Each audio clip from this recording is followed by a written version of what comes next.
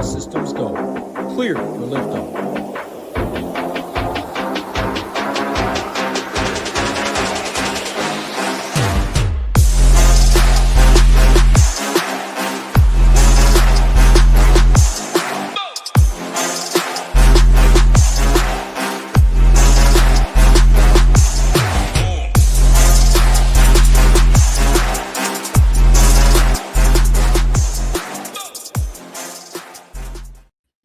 What's going on, everybody? Happy Monday. Hope everybody out there had a great fourth weekend. I'm in for Nades. I'm excited to talk some baseball with my man, Matt. 7 games on tap. Early start time on both sites at 6:40 Eastern.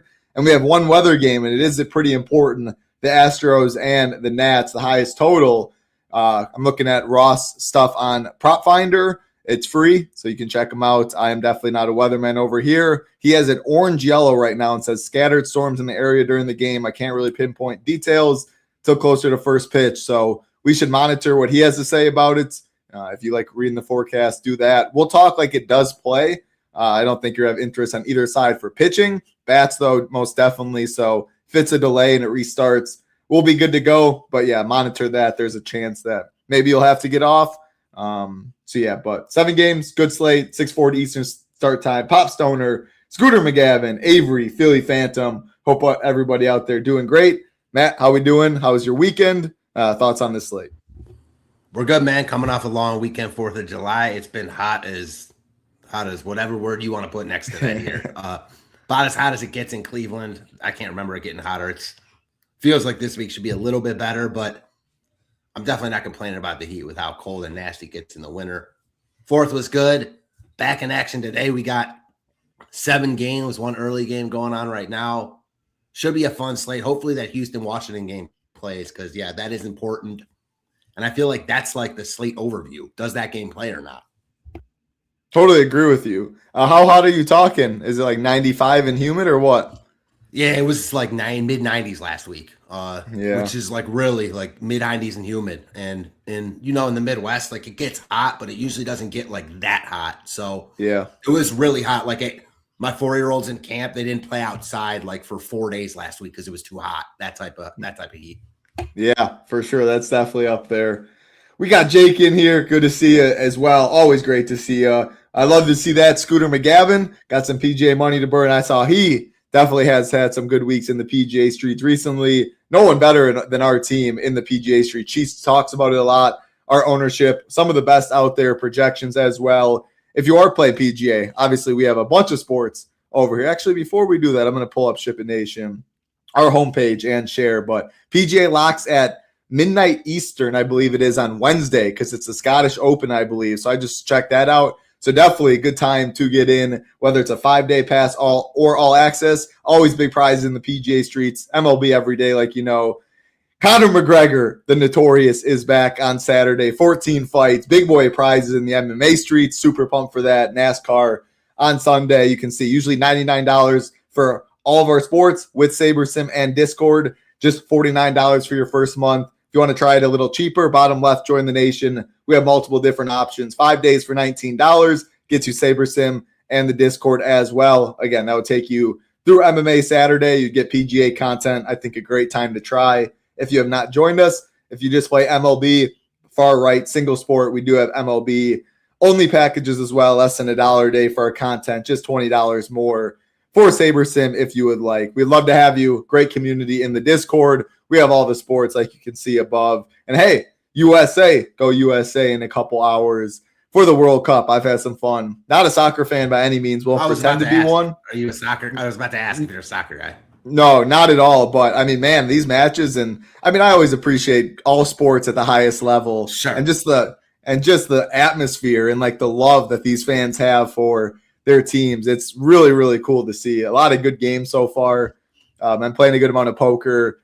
2 of the guys are professional bettors and really big in soccer, so I've been trying to hammer some stuff and tail them. But no, I've had a lot of fun watching. Have you watched any? Yeah, I've watched some. I'm not a soccer guy at all, but to your point, like, it's hard not to like get up for elite athletes like competing with fans going crazy. Like that in itself makes it fun to watch. I was never I just was never a soccer guy. I mean, I grew up like a football, baseball, basketball, and I just never loved soccer. That said, to all your points, like I can get into the World Cup. I don't like go out of my way to watch every game, but if it's on, I'll watch it, you know? For sure. Yeah, yesterday, 2 phenomenal games. And yeah, just the love that these guys have. I mean, Mexico's shooting off fireworks and stuff to keep their opponents up in the hotel rooms, live and die with your team. So it's cool to see. Ceiling fans, Pop Stoner, I'm not back home, but you will probably see a couple streams in the NFL season back with the ceiling fan in the background. All right, I think we should get into it. Again, like button, subscribe button helps us out a ton. We would love to have you at the Nation. Interesting slate. Again, the Houston-Washington game, we're going to talk like it plays. It's not really relevant for pitching, which we're showing right now. But, man, pitching is – actually, let me do this. Filters, and then you can say show players with my projection greater than – we're going to say 6, and I'm going to filter just for pitching. And then I'm going to say hide, remove players, and then I'm going to sort by salary. Actually, no, I'll sort by projection to start because I think I'm taking the average of our Ship It Nation and Sabres in projections, which you are able to do on the starter plan. Cam Schlittler, definitely the best pitcher on the slate at $11K. However, matchup's not great, and $11K is way up there with the next highest in Kevin Gausman, $2K cheaper at $9K. And sorting by projection, I pretty bullish SaberSim and us when you take the average, more so SaberSim on Gausman. But after that, you get 1.5 point drop almost to the next highest price or highest projected pitcher on the slate in Griffin Jax. And he's only 7.5K. And you can see sorting by ownership, Griffin Jax is projected to be the highest owned pitcher on the slate. Then Schlittler, Gausman. I think Landon Roupp might get a little more than he's showing right now. But with all that being said, it's a gross pitching slate. One guy stands out in a tier of his own in terms of price and real life, in my opinion. But again, projection isn't showing it too much. I will have you go Schlittler all the way. We'll go to Griffin Jax at 7.5K. I think that's a good way to start. Break down this top range for me. Yeah, so to your main point, pitching is weak today. Just not going to feel comfortable, most likely, with whoever you use. If you do feel comfortable, God bless you. I probably personally won't feel comfortable. I'm a Schlittler guy. I've used him a bunch this year. He's not in like the best current form. Wasn't good last start. I know he's had a couple really good starts recently, mixed in between a couple of non-good starts at all. You mentioned it. His price is up there, and it's not even a good matchup at all. Tampa is a really good offense, and his floor is really low in this spot because Tampa has been one of the best offenses in baseball against right-handed pitching. Now, you presume if all the righties they faced were Cam Schlittler-esque, they wouldn't be as good. And Schlittler is talented enough to dominate any matchup. But, man, at ownership, at that price tag, I'm having a hard time swallowing Schlittler tonight. The problem with not playing him is then you got to use 2 other guys. And ultimately, that's why I, like a lot of other people, might just end up clicking Schlittler. He's going to be over-owned, no doubt. He's going to be higher owned than he's projected everywhere just because the pitching options are weak. And you can generally make it work. And there aren't any, like, elite offensive spots. There's no Sacramento. There's no Coors. There's obviously no Vegas. So you can make it work with some cheap bats tonight. I think Schlittler, to your point, he's by far the most talented pitcher on the slate, but you're paying for it. The ownership's there. That's not a good spot. I hate that combination, obviously. Jax has been good. I've used him also. Man, he feels like another guy. He's only getting ownership because of his price tag. He projects well, and the pitching on this slate is just so bad that I don't have anything bad to say again about Jax here. Just feels wrong, him being so highly owned against a Yankees team that generally has been good even without Judge. I know they've recently slumping, however you want to put it, but I feel like this offense is too good for a guy like Griffin Jax to be chalk against, but that's where we're at tonight. His price tag is too good to be true. And then you get to Gausman. I think those are the main 3 tonight. Those are the 3 that are going to get the ownership, probably as they should. Gausman, also not in great form. Good start last time out. Really bad this 2 starts before that. You obviously don't mind the matchup here against San Francisco, and you love the ballpark. So, man, at ownership, because I think Gausman might be the lowest owned of the three, I might like Gausman the best because I don't love any of them, and you can pick holes in Gausman here, but I like his price tag, love the ballpark. I like the ownership. I hate the ownership on the other two, even though they're the two best pitchers. After that is a crapshoot. Dustin May, can't do it in his recent form. Roupp, I guess, but it's not a good matchup. Toronto doesn't strike out. They don't really scare you. You're using him because of the ballpark and because of the lack of other options and as a pivot off of the high-owned guys.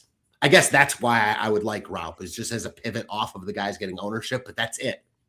After that, I don't got a lot nice to say about anyone. I don't know if you do. No, not really. I mean, I think you mainly covered the ones that I have interest in. With that being said, I do have more interest in Roupp, whatever it is, than you. And mainly, like you said, it's like it feels like more of a floor play. The ballpark. I'm a big, especially when there's not much that differentiates these pitchers. The price is fine, and it's a phenomenal ballpark. And I'm going to play Gausman and Roupp in the same teams. That. Yeah, and just a pitcher's park in San Fran. These long fly balls will stay in the park. If he gets 3 strikeouts in 5 or 6 innings, 3 strikeouts, is it great? No, but 15 or 14 might be enough at 8,300 on this slate, even if Schlittler did get 20. So, I mean, I rank him Gausman, Roupp, and then Schlittler just because like Griffin Jacks being one of the chalkiest, if not the chalkiest pitcher on the slate just worries me a little bit. Yankees still have power and can make Jacks work. So you see that similarly to me then. Yeah, yep. It's like the 3 highest priced pitchers are my favorites, and obviously that usually isn't too great, but 11K is expensive. But like you said, there's plenty of cheap bats that you can get to on this slate. And then Gausman 9K and Roupp 8.3K. Like that's not breaking the bank. Again, there's solid bats on this slate, but there's not like spend ups that you have to go to or like absolutely jam in. And the ones that you will, like if this game does play, like Yordong and stuff, is chalk. I was about to say that. So the trickle-down effect, the reason I said I think the big overview of this slate is that game is because if that game doesn't play, you take out like the 2 best bats on the slate probably, and they're both the 2 like most expensive, Wood and Alvarez. So all of a sudden, like if that game plays, I think Schlittler's a lot lower owned than if the game doesn't play, So yeah, agree there. What happens.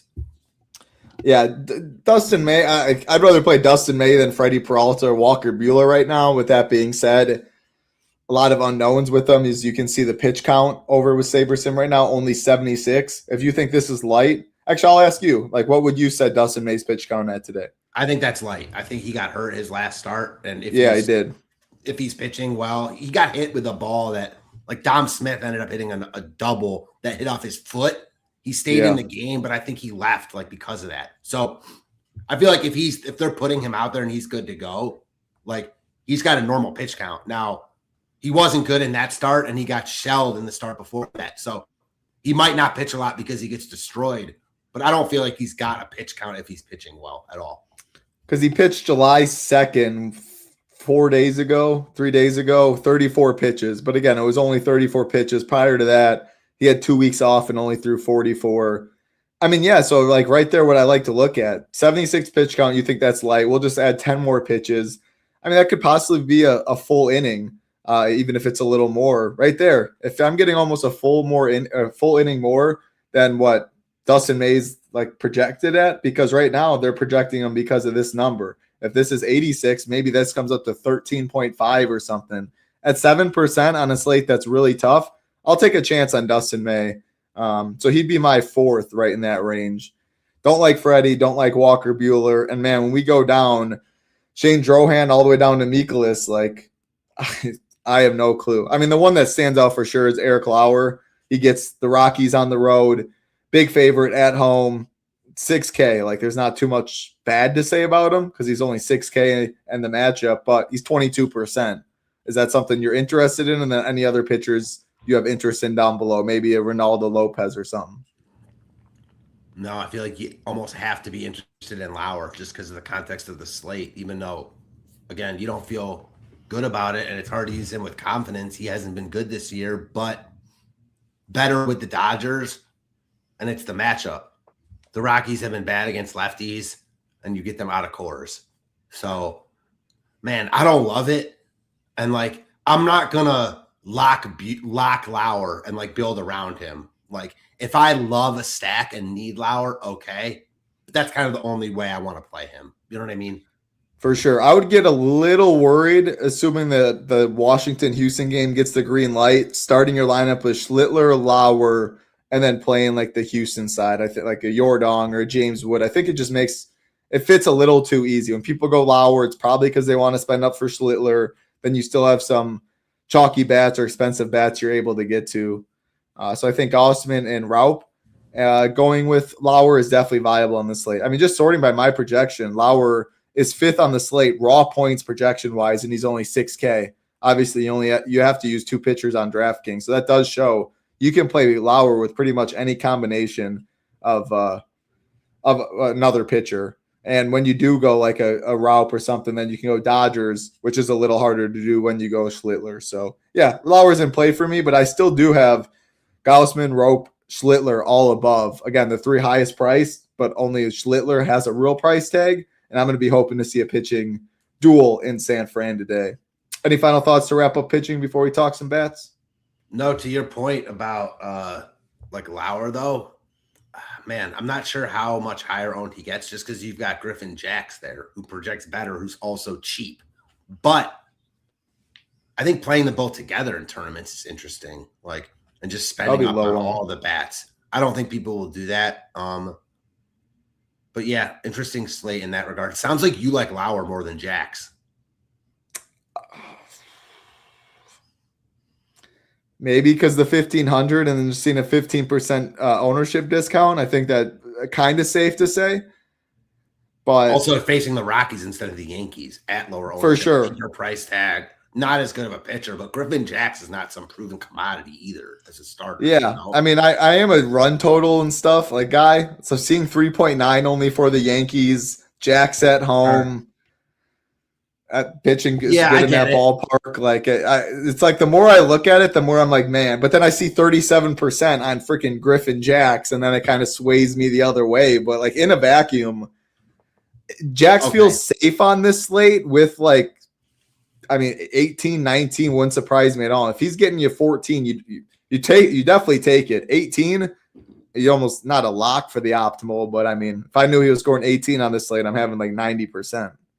So yeah, it's just, man, 37% is what's standing out. What about Lauer? You think we're hot here? You think it's about 22? What do you think? Yeah, I do. I'm like kind of contemplating whether Lauer gains steam and Jax settles because people love picking on the Rockies outside of Coors, and Lauer is so cheap. I think a lot of it depends on that Houston game because the need for cheap pitching like is really dependent on that game. Alvarez, Wood, Abrams, 3 guys that are going to get a lot of ownership that are through the, 3 of the most expensive bats on the slate. So you know what I mean? For sure. Yeah, that's a big thing for sure on this slate because it's the spot that people want to go to for bats. If they don't go there, there's not really too many other spend ups on the slate unless you want to go Dodgers, which some will go, but by no means are the Dodgers a must. All right, we'll go and talk some bats. Again, appreciate everyone hanging out, watching live or watching on playback. All we ask is the subscribe and the like button. It helps us out a ton. First game, talking bats, not one that's going to get much interest on either side. The Rays and the Yankees, Schlittler and Jax on the mound, 2 pitchers getting ownership. We talked about them at good length. I mean, I've interest in the Yankees. Like the more teams you're playing, we just talked about everything with Jax, the chalkiest pitcher on the slate. Yankees have power. Are they my favorite? No, but with all the leverage you get at current ownership right now, if you want to eat chalk in this Astros Nats game to fill it out after, play Schlittler, play Gausman or Roupp, like I'm fine with the Yankees. Mainly game theory though. In a vacuum, are they on the winner? Probably not. When they are on the winner though, 40% of the field's dead with Jax. Yankees are low owned. They can do it from the long ball. They're not too expensive. It just makes sense. So they're my preferred play over the Rays. They're fine, not my favorite. Yeah, I do think that like the Yankees will get ownership from people that don't play jacks, where the Rays won't get ownership at all. So I get the leverage point for the Yankees against jacks, but I'll almost take it a step further and like say that the Rays are just as in play against Schlittler, who hasn't been great, smaller slate, and I think like way less owned than even the Yankees because they're more expensive in the worst spot. So like I don't love either of them, and I'm not going to play either of them. But if we're talking leverage, I think both are in play. On paper, neither of them look good at all. Schlittler's the best overall pitcher on the slate. Jax has been good, and the Yankees haven't been good. So for me personally, I'm out, but I get the leverage point. It's MLB. Look no farther than this one burns, man, because I play so much KC. Look at the Royals Phillies game going on right now. KC up 7-1. Sanchez just getting absolutely destroyed by a weak Royals lineup. Luke Mailey with a 3-run homer. So MLB will MLB. Yeah, absolutely. I mean, it's one of the most high variant sports that we play. Succeed 3 out of 10 times, you're a Hall of Famer. Someone that succeeds, it seems like 7 out of 10 times nowadays, though, is Junior Caminero. Man, this dude is absolutely on one. 6.3K. Could be 8.3K from what he's been doing. But yeah, actually, the more you talk about it, because I do think this Yankees ownership does come up a little bit. I mean, even if you double all these guys, which maybe they are all double, I don't think the Rays really get it. Like, people aren't going to want to pick on Schlittler at 11K. The Rays, not too many bats that are expensive, really only 2, but they're going to be super, super low owned. So actually, I think I'm coming around to the Rays, maybe even more than the Yankees, because I see right here Scooter talking about it. I see Philly talking Yanks for leverage. Maybe people keep talk themselves into it. And I do still think you get leverage, but maybe the individual Yankees themselves are a little higher owned than we're projecting. And if they're like 6 or 7, if they're 6 or 7%, I mean, that could still be over owned. And then even though Jax is 40% or whatever. So yeah, I was saying that's kind of what I'm seeing. Like you were saying that, yeah. That like, yes, there's leverage against Jax, and you could play the Yankees. It's not like the Yankees will be high owned, but they might be over owned for like their role on this slate just because of whatever reason. It's the Yankees, the leverage ass, whatever it is. And so just something to think about. That's all. Yeah, no, that point made my head think as well. So I appreciate that. What's up, Sean? We got asked real quick, and I didn't mean to cut you off, but you're good. Someone said, would you stack the Yankees or the Rockies? And at first I was thinking definitely the Yankees, but I think my answer is the Rockies. Even though I think Lauer's a little bit lower owned than Jax, I think the Rockies ceiling is higher. We'll get there in a little bit. I like it. Let's move to what will be the chalkiest game of the slate, assuming that it does play. Again, keep an eye on it. Orange, yellow. Check back in closer to lock, which is at 6:40 Eastern. We got Mikolas and Mike Burrows on the mound, 2 pitchers that have no business in the MLB. As far as Mikolas, the dude cannot strike anybody out. Balls will be in play. Both sides of the plate hit him well. As far as the Washington side against Burrows, he gets barreled against lefties more than righties. Still not good against righties either, but does walk less batters and does K more. And then you look, though, at the Nats. You want lefties, and what do you see? Lefty, lefty, lefty, lefty, lefty, lefty. Plenty of lefties in that order. Only 2 players above 5K. This is where the ownership's going. There's no secret, though. The stone is showing it. And again, on the Astros side, Yordan 6'2", no one else above 4K. I do think a 1 through 4 will be pretty popular for the Astros. And I also think on the other side, 1 through 4 will get some love as well. But again, when you are playing the Nats 1 through 4 and then Yordan, that's where people are going to go Lauer, Gossman, Roupp, Jax, because that's where the savings will be, and it's a little harder to play Schlittler. So, yeah, what are you doing at ownership in this game, assuming the green light is given?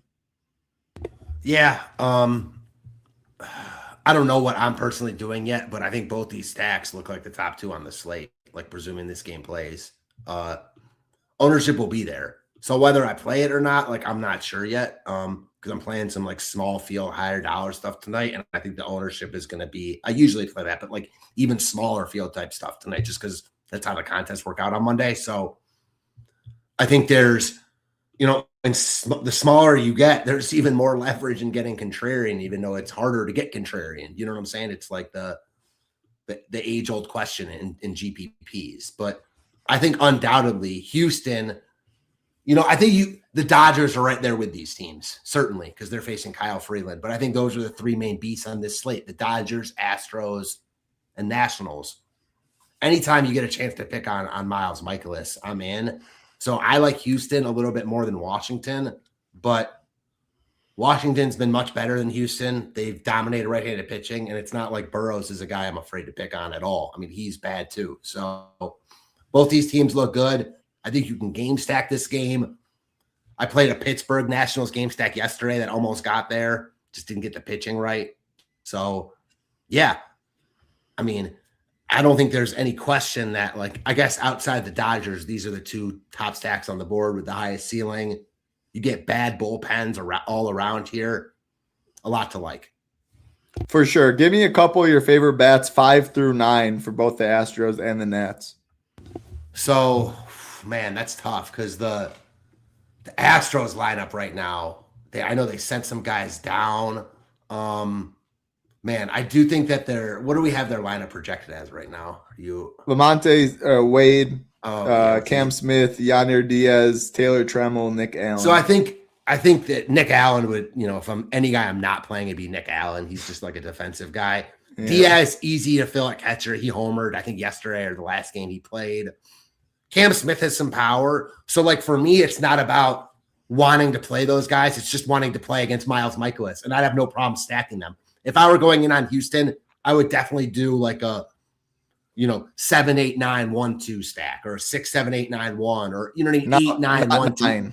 No Allen. Yeah, not 9. You know what I meant. Yeah. 4, 5, 6, 7, 8, whatever it is. To get a little bit different. Maybe stack them without Alvarez. And then the Nationals, man, I don't think Ruiz is going to be in the lineup here.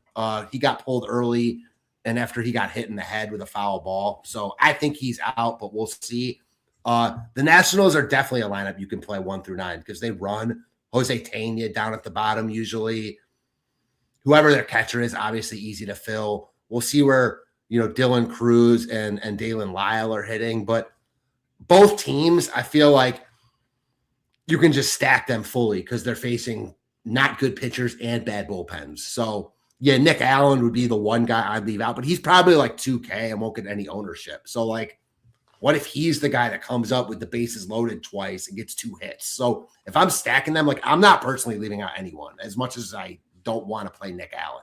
Yeah, no, 2.5K second base shortstop eligible, especially if you're running multiple teams, you're on SaberSim. I think it's a mistake to X out individual bats. Because, there's a reason, everything's simulated, hundreds of thousands of simulations. It's what it gets you. You see a 0 in baseball if they're cheap enough at a onesie position on the winner sometimes, even in large field tournaments, because it's what it gets you after that. I prefer the Nats to the Astros if choosing, and I think mainly it has to do with the bottom of the order. I feel better with the Nats to roll it over than some of those guys on the Astros, but both are definitely good.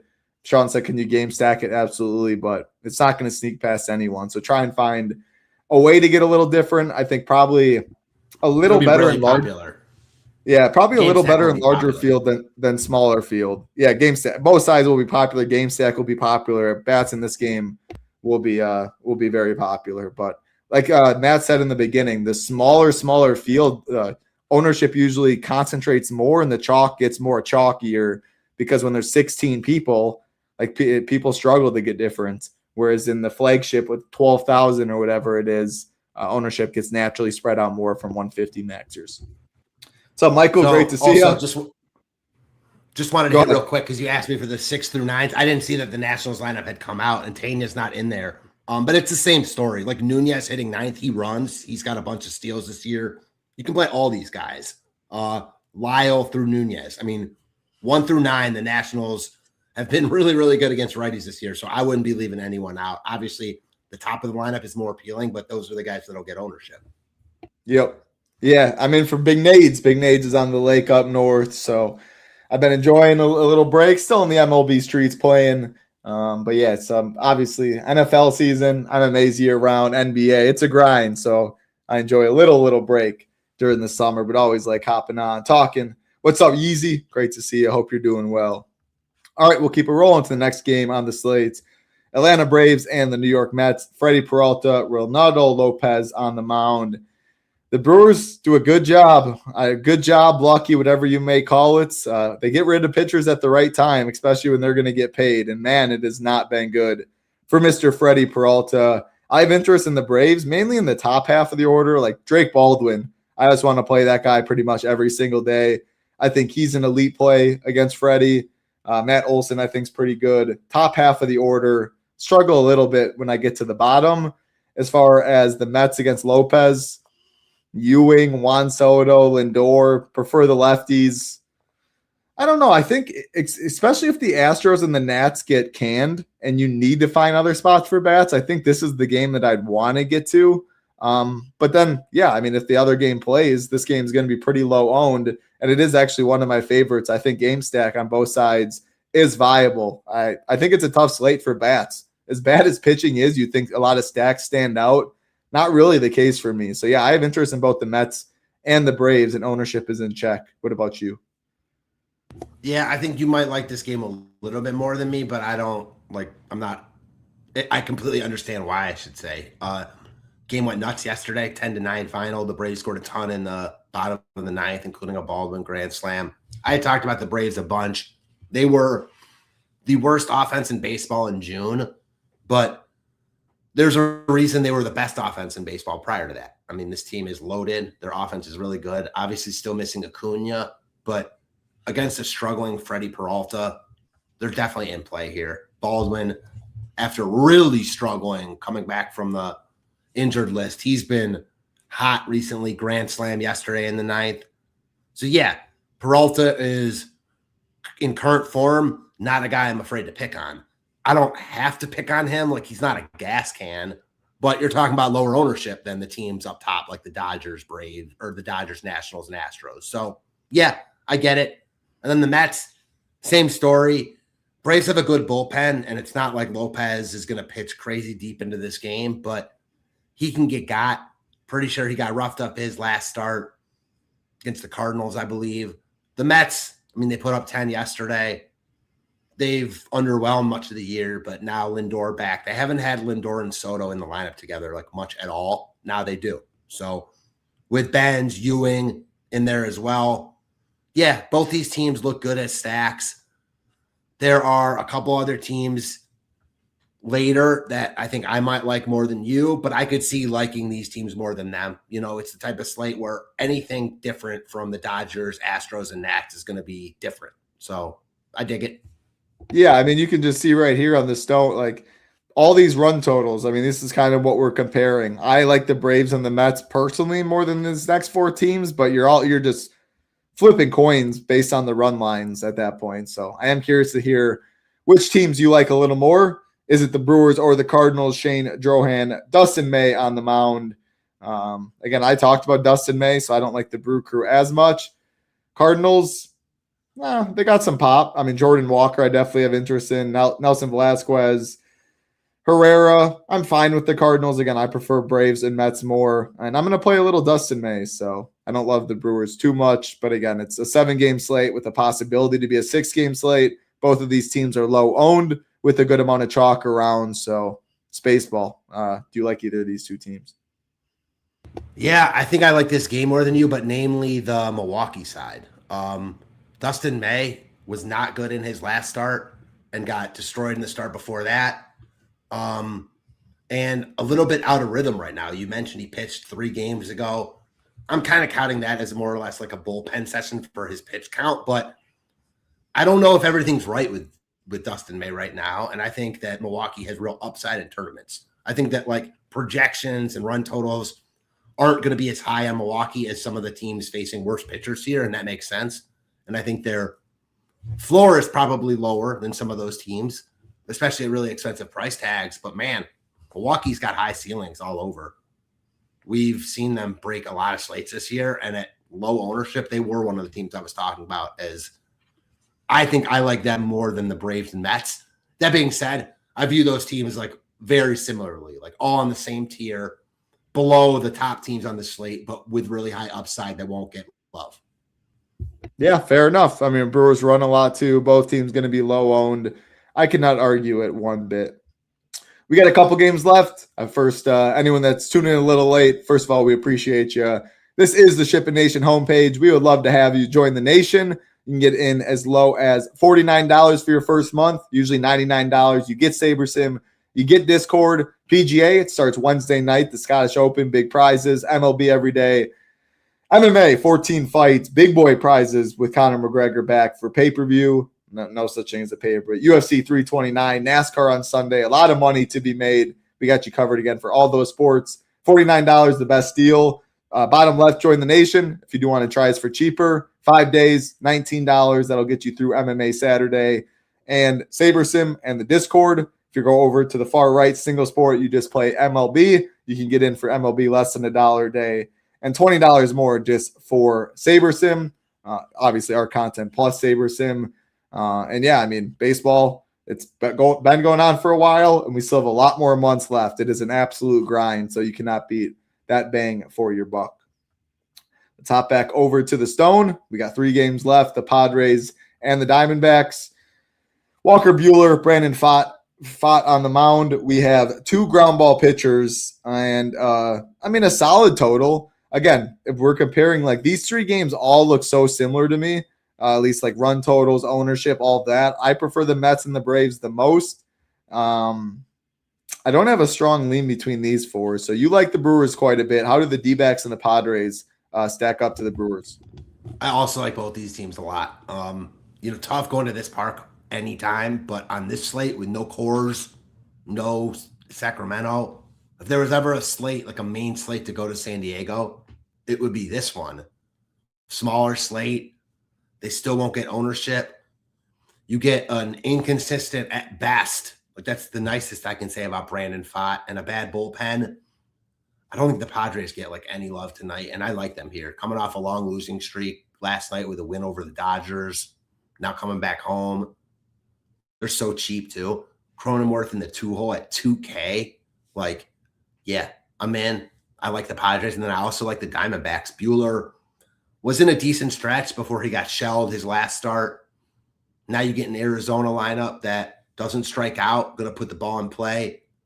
Ballpark downgrade for them. And I think they do get some ownership because of the Walker Buehler, people like picking on him. So I personally like San Diego more, but I also like Arizona. And I do view both these teams like right on par with the Brewers, Braves, and Mets. All right. I think Corbin Carroll's one of the best plays on the slate at 4.9K. I also think Jake Cronenworth is one of my least under 5K plays. Is crazy for Carroll. Yeah, absolutely ridiculous. I'm with you. That's crazy. And then I think Cronenworth's probably one of the worst GPP plays, just because I think it's going to be so easy for people to plug him in at 2K. If they go to the Nats in the Houston game, they're going to go to Cronenworth to fill at second base for cheap. You're going to go Schlittler, you need savings, you can go to Cronenworth for cheap. When I am playing Cronenworth, I want it to be mainly in Padres stacks, or if I'm already getting different at pitcher or fading that chalky game is kind of how I see it. I struggle a little bit to play chalk one-offs. Like, you think he's going to be chalk? Really? I mean, you know what chalk in baseball is. All right, maybe he's like 15 or 16% in the flagship. That's chalky as hell. I mean, I played him a bunch, albeit in bad matchups against the Dodgers, and he was like 3% owned, but different slates for sure. And so, yeah. And personally, I'm with you. Like, I like Cronenworth because I like the Padres, but I'm not playing him as a one-off most likely. Yeah, I'm with you. Yeah, I mean, it's a 2K price tag when you have Yordong, James Wood, Schlittler, like it just onesie position at second base. It just feels really easy to do it, but yeah. I feel like Altuve at 3.6 will also be really popular. But you're right, like the Nationals don't have a popular second baseman because their guy's hitting 9th to that point. Yeah, you're right. I do think it's going to be Altuve and then Cronenworth is the two chalkiest. I agree with that for sure. All right, let's get to what I'm hoping to be a pitcher's duel in San Fran. Landon Roupp, Kevin Gausman on the mound. We have a low total. I've already talked about it. These are 2 of my favorite pitchers. With that being said, they're both going to get some ownership. And, I mean, ownership on the bats and the stack side is going to be very low owned. Gausman doesn't rank too well in our pitcher rankings, though. So if you're just going based on our proprietary tools and ownership and all that, maybe you can make a case for some of the Giants. I mean, Devers, maybe he can keep it going. I don't love it, but yeah, I think Devers is a solid one-off. 3.9K. I mean, some of these prices are ridiculous. He should never be under 4K, like ever. Doesn't matter where they're playing, who they're facing. He's been consistently too cheap. I know he got going in Colorado. I feel like you get the same leverage off of Gaussman as you do Jax and Schlittler. And, man, Gaussman's floor is low. Like, when he doesn't have his best stuff, he can get hit. If this were in any other ballpark, I'd be more interested in San Fran. It's just tough to get there as a full stack here. I feel the same about Toronto. You want to play a Vlad one-off? Sure. Full stack? Probably not. Totally with you. Not much more to add to that game. Let's get to the last game of the night. Dodgers, the highest run total, taking on Kyle Freeland. The Rockies against Eric Lauer. Again, Lauer is going to get some ownership, as you can see, at only 6K against the Rockies on the road. You mentioned it from the beginning. You couldn't hold in your excitement for the Rockies when you're comparing them to the Yankees. You said that you have some interest. And again, makes sense. Lauer is going to get some ownership. Rockies not getting much ownership. Get the guaranteed ninth inning at bats. It's tough for me to do. There's no doubt about that. Hunter Goodman is a stud. Spending up, overpaying at catcher, 5.7K, I think, is pretty interesting. Don't mind Tyler Freeman. The Dodgers is the bigger question for me. They're going to get ownership regardless. If we lose the Astros-Nats game somehow, then this game definitely gets ownership. A lot of five-man Dodger stacks will be paired with Eric Lauer because of how cheap he is. So just know all of that. And Freeland, I mean, there's a good amount of lefties that the Dodgers have projected in this order. And Freeland's tough on lefties. With that being said, Freddie Freeman, Kyle Tucker, Muncy, you're talking about elite lefties that can figure out mediocre left-handed pitching. So is this a spot that you're going to jam the Dodgers and then talk about the Rockies? I feel like this is one where if the Nats-Astros game plays, I like the Dodgers a lot in tournaments. Because even with a run total higher, I think because of the left-on-left factor and price tags, both the Astros and Nationals will be as high-owned as the Dodgers full stacks here. So in that case, I like the Dodgers. If the Astros and Nationals game doesn't play, I think the ownership just gets too out of hand against Kyle Freeland, who I'm with you. Like, he's not good, and I like picking on him, but I don't need to pick on him at like what I think is probably double the ownership of any other team on the slate at that point.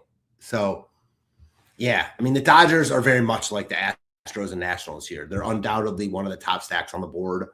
They're always a tough fade. Their lineup is amazing. And, yeah, you feel a little bit better fading them tonight because Freeland's a lefty, but, like, to your other point, I mean, if all the lefties Freeland were facing were Freeman, Ohtani, Tucker, like, he wouldn't be good at all. So, yeah, tough fade. I think you can play the Dodgers as mini stacks one-offs, but they're really, really expensive. So to your point, I do think that a lot of builds are going to have Lauer with them. And at that point, like, I don't know if I want to play them as such, like at such high ownership, but I don't know. Like, is there any update on the Astros? Nationals? Probably not. It's too far out. I literally just looked and no update so far. And again, he said in the write-up that you have to check back closer to game time because it's scattered storms. I'm just going to hope it plays. And to be honest, if it plays, like, I'm fine eating that chalk. And I'm fine playing a Dustin May, Roupp, Eric Lauer, like getting weird at pitcher combinations to jam in that game on a good amount of teams. But we gave a lot of, I like the Mets-Braves game. And Matt liked Brewers, D-backs, Padres. Those are kind of the stacks to get a little different. If you want to get all the way off the board to get a lot of leverage, Rockies, Rays, Yankees. Like I said, this is a solid 7-game slate. You know, like, this is why I like 20 teams in a lot of different sports. With baseball, for sure, you could have 2 Yankee stacks, 2 Rocky stacks, 6 stacks on, or 5 stacks on the Astros and the Nats. Like, right there, you just got overweight on Astros, Nats, Yankees, Rockies and then you still have a couple teams left to do what you want to do. And that's just because Rockies and Yankees and Rays get you so much leverage. Then, yeah, you're jamming some chalk with the Nats and the Astros, but SaberSim does a good job with portfolio diversifier. That's important for baseball. You should, if you're playing 20-plus teams, probably have your pitcher on some teams and then a stack against them on some others. It's for so much equity in first place nowadays in all DFS sports. all you care about is that one bubble on the far right. Everything else could be on the far left, and you will not care one bit. So I think some people get a little too concentrated in their portfolio or stacks sometimes. That's all 7 games. Anything on that on the slate before we get on out of here? No, so I agree with that. That's something that I, still, work on in my process is trying not to be too concentrated in MLB, especially because the results are so random. I mean, I mentioned it once already, just in terms of like MLB and how baseball will baseball in terms of the Royals and the Phillies right now. But honestly, like you take it a step farther. If this game were on the main slate, the Royals would win the slate. You know what I'm saying? Sure. Against Christopher Sanchez, at no ownership. So, I mean, you know what I mean? Like literally look no farther than that game. It's not on the main slate. And Sanchez probably would have been on this slate, honestly, Sanchez would have been like 70% owned. For sure. I mean, that just shows it right there. You don't have to go back to any days. A current game right now that's going on. Sanchez by far the best pitcher on this slate in real life for matchup, everything. And the Royals, the opposite stack at what probably would have been 1% ownership, would have won all the tournaments. Lucky guesses, we talked about it, you and I, on this show. It's when you win, how much do you win on a sport with this much variance? When you're a Hall of Famer, when you succeed 3 out of 10 times, and even if you go 3 for 4 and 3 singles and nothing else, like the long ball, baseball is such a unique sport. Ownership means so much, and I think you should really concentrate on that if you're not already, and then really even hyper-focus on it. Even if you are, see what the best players are doing. What's their cumulative ownership? How are they building on a 7-game slate versus 11-game slate versus a 4-game slate and all of that. So we have a great Discord. Rio, phenomenal in the MLB streets as well. He's in there. We got Matt, our man Chokeset. Oh, he's talking about some good weed that he got with our man Pop Stoner. But yeah, Matt is a very good high stakes player in a lot of different sports. So always love talking baseball, talking DFS, talking all theory with you. I hope tonight is a good night for many. Final thoughts before we get on out here, Matt. No, man. Should be a fun slate. Hopefully we get news about that Nationals Astros game. Nothing worse than not going, or not knowing, I should say. But yeah, should be a fun one, man. Always fun talking ball with you, whatever sport it may be at that time. Absolutely. And yeah, at least that game is at 6:45 Eastern with a 6:40 start time. So do remember a little earlier start time than usual. All of our content will be up on the site, MLB Slate Station. We combine everything into one: projections, ownership, and the Stone updated throughout the nights. We will be back tomorrow talking some baseball. Get over to the Nation. Check out all the packages. Like button, subscribe button on the way out helps. For my man Matt, I'm Title. Good luck. Be safe. Peace.